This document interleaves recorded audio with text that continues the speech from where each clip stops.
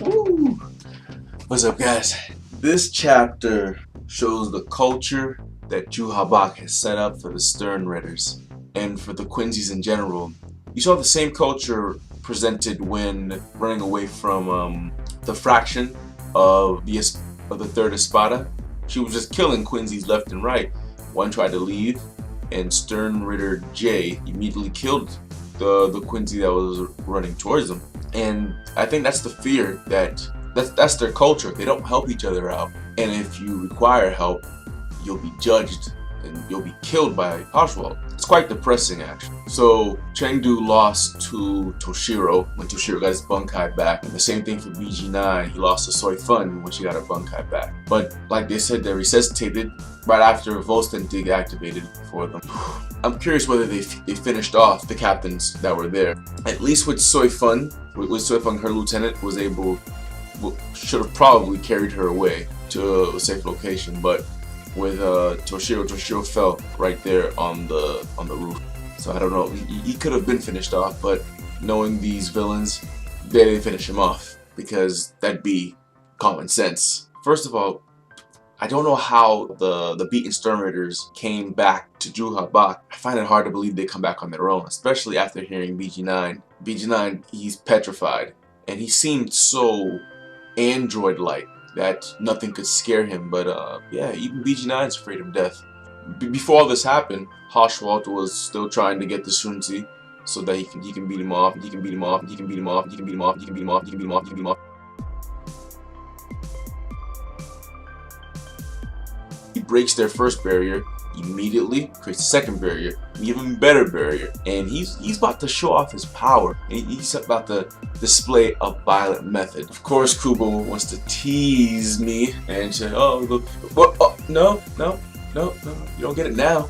It's BS because I want to confirm his letter. B stands for blade, and he can cut almost anything. That's what I think Hoshwald's letter stands for. The sad part about it is Hoshwald gets called back by Juha to hand out the punishment. And I don't know how Juha judges whether a Stern Ritter is guilty of what? Of capital punishment.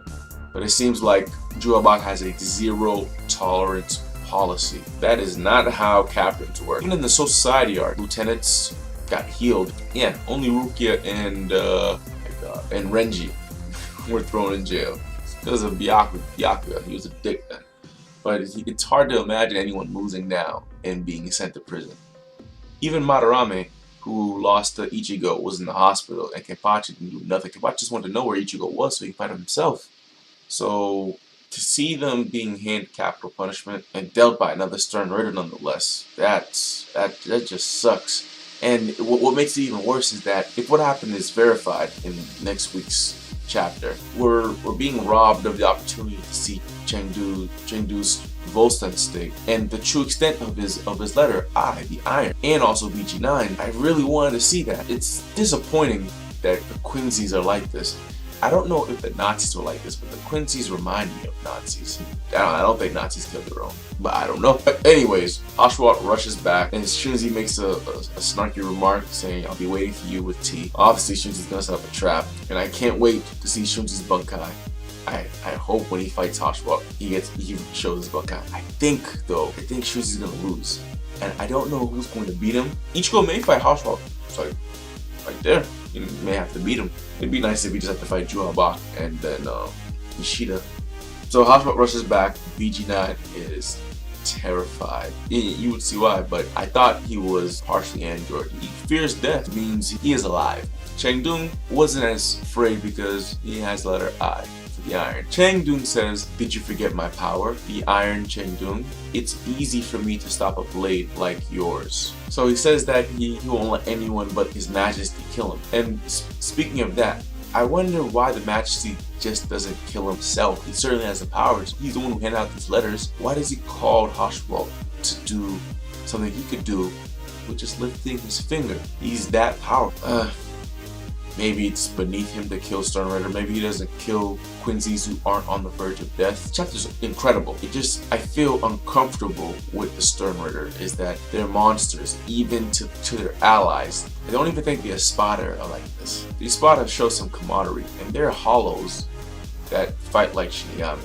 So even though Chengdung says he won't let himself be killed, Haschwalth shows some power, and I don't know what it was. Quincy's can't release Ryatsu; they can only absorb it and then use that.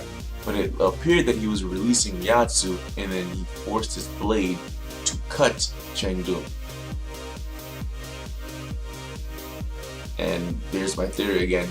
His letter is B, stands for the blade, and he can cut almost anything. I would love to see him fight Kenpachi. I would love to see that fight. But anyway, what happens is we see the Stern Murder, the mask Quincy, pulled a sucker kick on Renji. It looked like the mask beat all three of them up. Madarame, I forgot the other guy's name, and Hisagi. If anything, I didn't expect Hisagi to probably lose because it appeared he just came back from Bunkai training, and he should have been the last person to lose.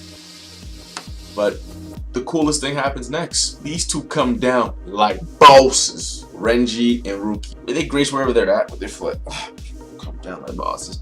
And I can't wait to see what they look like underneath those robes. It sucks that I gotta wait a week, but man, if you watch this chapter, everyone was pretty damn cool. This chapter answers questions you weren't really curious about. It teases you to the questions that you were with, and then it adds 2 or 3 more. I hate teaser episodes like this because it makes me impatient for next week's chapter. Here's hoping I live long enough to see next week. Alright guys, enjoy the chapter. Deuces.